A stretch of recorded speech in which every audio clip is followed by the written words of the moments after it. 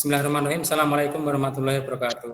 Waalaikumsalam warahmatullahi wabarakatuh. Sebelum kajian kita mulai, silahkan Mas Sutri sebagai ketua kelas dipimpin untuk berdoa.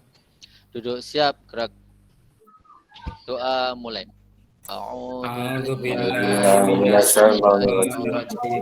Ini saya lihat jurnal.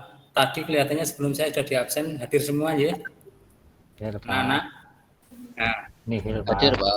Ya, sebelum saya menyampaikan materi pada pertemuan pagi ini, saya mau mengingatkan dulu, merefresh ingatan kita tentang materi pertemuan yang kemarin. Kemarin kita sudah membahas tentang toharoh, gitu ya, tentang toharoh, di mana secara prinsip ada beberapa materi yang sudah kita bahas. Di antaranya kemarin kita sudah membahas tentang najis, gitu ya anak-anak ya. Nah, najis mutawasitoh, kalau tinggal tengok kemarin, mutawasitoh itu terbagi menjadi dua. Ada mutawasitoh ainiyah, ada mutawasitoh hukmiyah. Itu ya anak-anak ya. Masih ingat apa itu najis mutawasitoh ainiyah? Siapa yang masih ingat bisa tunjuk tangan, langsung saya kasih nilai.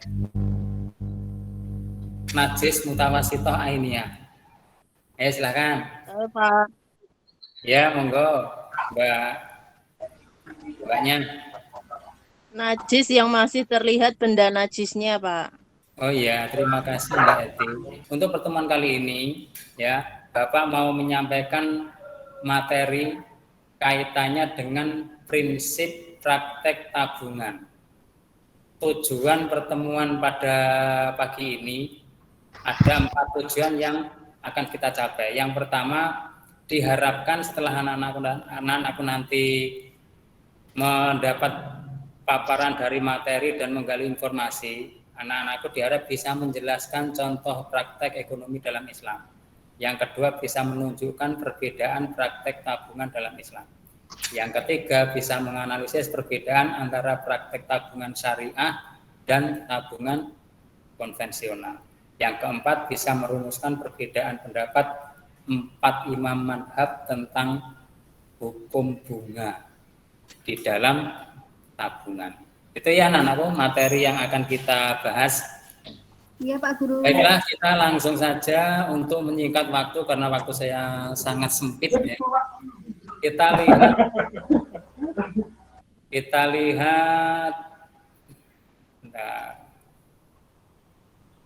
lihat materi kita. Kelihatan ya? Kelihatan Pak.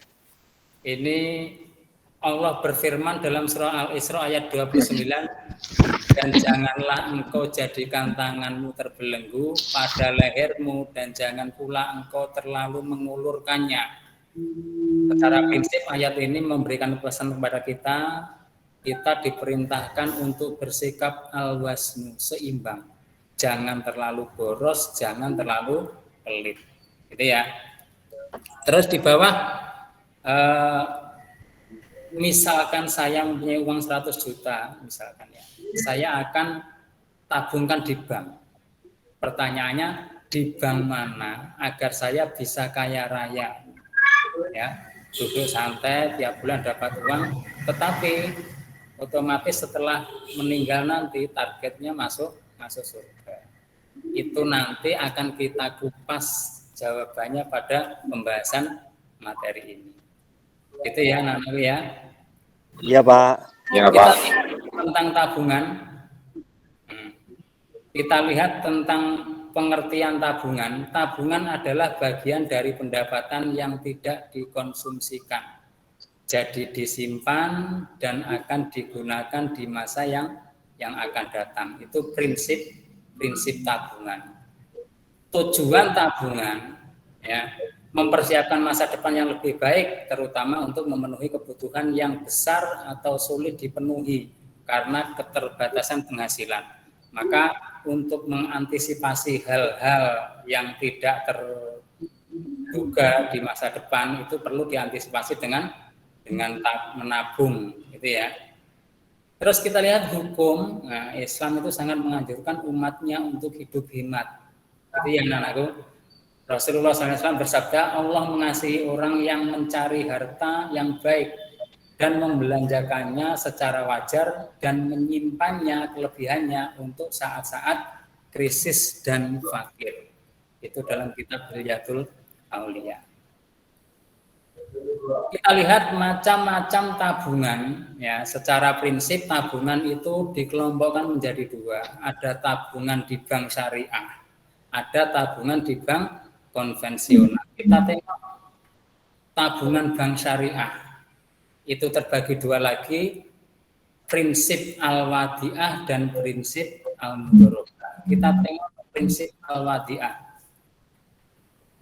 Prinsip al-wadi'ah, prinsipnya itu ketika seseorang menabung itu dihitung sebagai titipan. Jenis yang kedua dari tabungan syariah itu ada tabungan al-mudharabah. Gitu ya. Lebih jauh tentang tabungan mudharabah kita tengok sedikit video ini.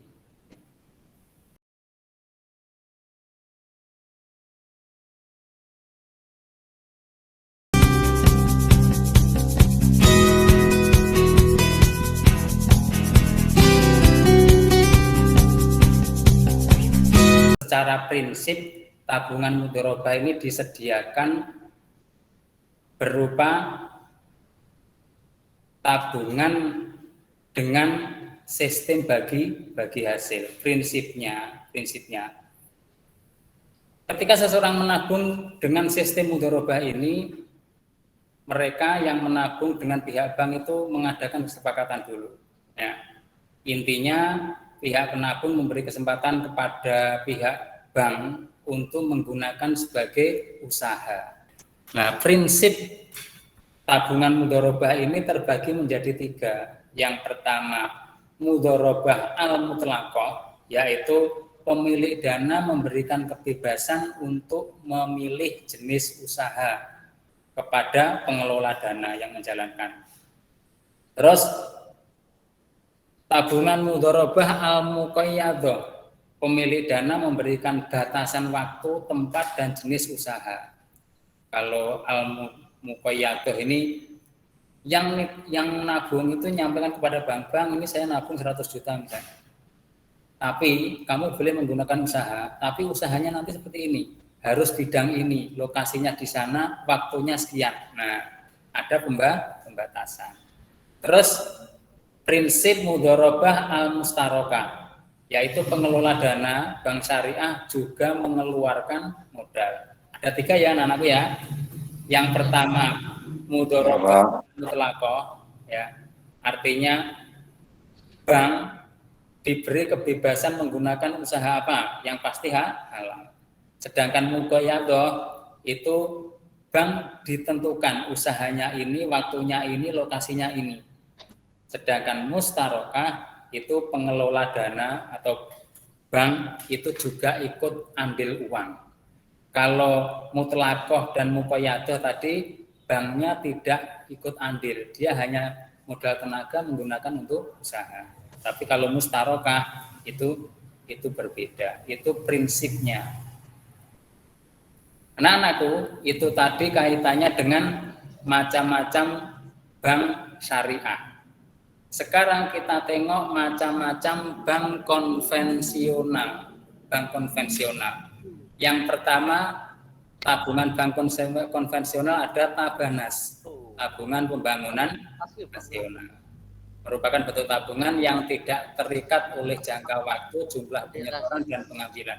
Tetapi setoran pertama ditetapkan dan maksimal penarikan juga ditetapkan.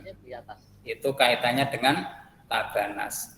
Kemudian ada deposito, tabungan masyarakat pada bank yang hanya dapat diambil kembali dalam jangka waktu tertentu, ditentukan waktunya. Terus ada taska, ada tabungan asuransi berjangka, merupakan tabungan yang sudah ditentukan besar tabungannya dan jangka waktunya.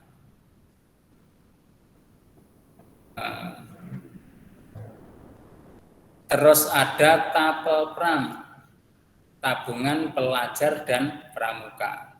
Tabungan ini dikhususkan untuk para pelajar.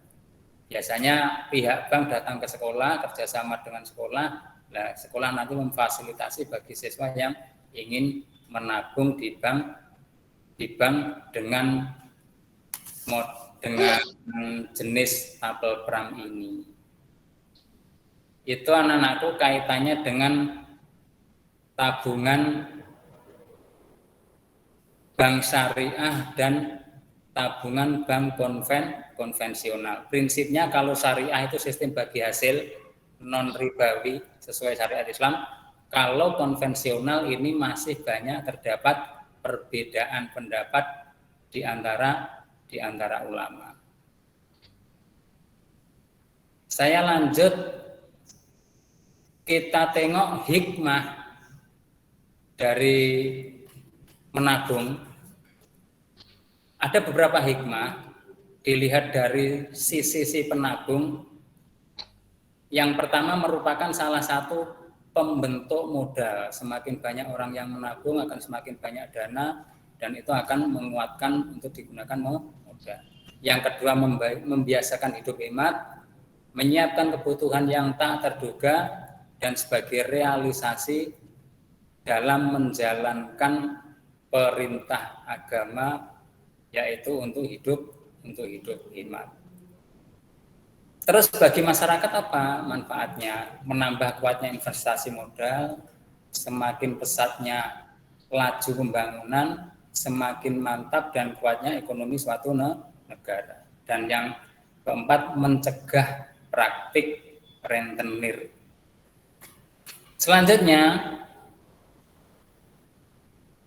kita tengok kebiasaan yang hendaknya dilakukan agar terbiasa menabung. Allah berfirman dalam surah Al-Isra yang di depan tadi, jangan kamu terlalu boros, jangan pula kamu terlalu pelit. Kita diperintahkan untuk seimbang. Kesimpulan dari penjelasan ini anak-anakku, menabung sangat dianjurkan dalam Islam, asalkan usahakan jauh dari praktek perbungaan. Seperti di persepsi tadi, kalau kita punya uang, pengen ditabung, terus mungkin hidup enak di dunia, di akhirat dengan harapan bisa masuk surga, ya solusinya hindari dari sistem perbungaan, terlepas dari kontroversi yang ada. Saran yang pertama, berperilaku hematlah karena hemat adalah anjuran agama. Salah satu cara berhemat adalah dengan menabung. Yang kedua, untuk menghindari adanya praktek riba, tabunglah uang di bank syariah. Tugas kalian masing-masing sesuai kelompok madhab ini. Masing-masing misalnya kelompok Syafi'i, ada Mbak Rusmaniar, Mas Zainal, Mas Rijoko. Tugasnya mencari apa pendapat madhab ini tentang kaitannya dengan bunga bank. Apakah riba, kalau riba seperti apa, dan sebagainya. Masing-masing kelompok sesuai nama kelompoknya ini, silahkan nanti eksplorasi ya, mencari lewat internet, lewat perpustakaan, silahkan. Ya. Silahkan, saya beri waktu 15 menit dari sekarang. Silahkan masing-masing mencari, setelah itu nanti 15 menit kita ketemu di sini lagi, untuk mempresentasikan dari hasil eksplorasi kalian. Silakan masing-masing dibentuk kelompoknya. Siap Pak Guru. Silakan ya. Iya Pak. Siap Pak. 15 menit.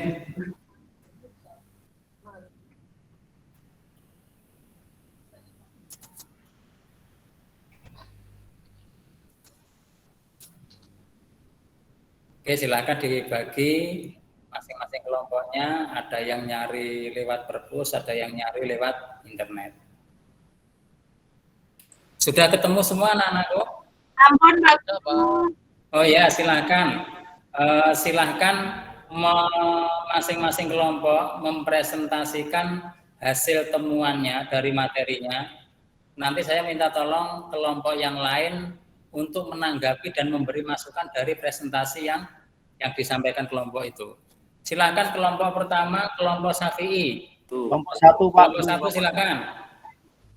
Ya, kelompok 1 dari hasil pencarian data pendapat mazhab Imam Syafi'i yang dilarang dalam Al-Quran dan Sunnah adalah adanya penambahan. Dalam hal ini Imam Nawawi dari mazhab Syafi'i mengatakan bahwa salah satu bentuk riba atas harta pokok karena unsur waktu. Dalam dunia perbankan, hal tersebut dikenal dengan bunga kredit sesuai lama waktu pinjaman. Itu Pak. Oh iya, ada yang nanggapi? Ada kasih masukan untuk kelompok Syafi'i ini? Kelompok 2? Ya, Saya, silakan. Pak. Ya,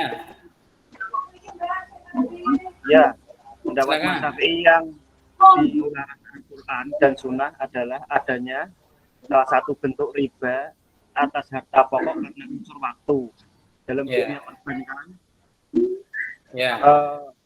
bahwa pendapat kelompok Imam Syafi'i itulah yang disebut dengan riba nasi'ah. Oh ya, itu ya kelompok 1, kelompok Syafi'i, tolong masukan ini dicatat dan diperbaiki hasil temuannya.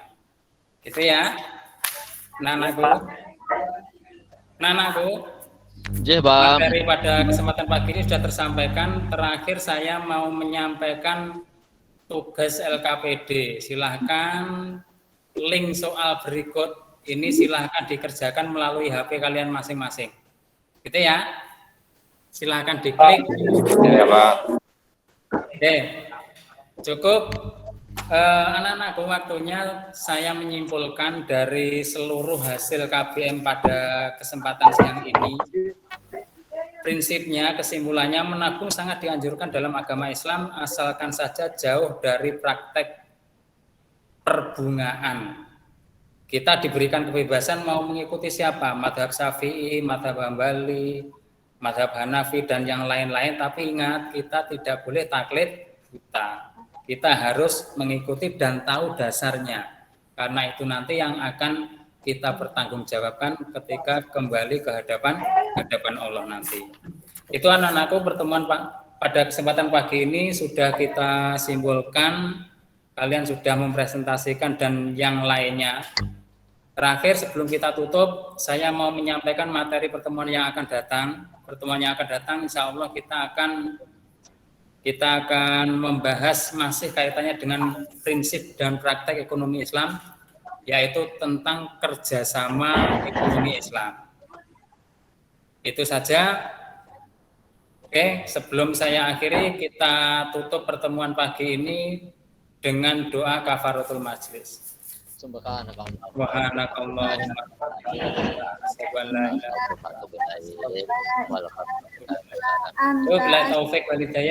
Assalamualaikum warahmatullahi wabarakatuh. Waalaikumsalam warahmatullahi wabarakatuh.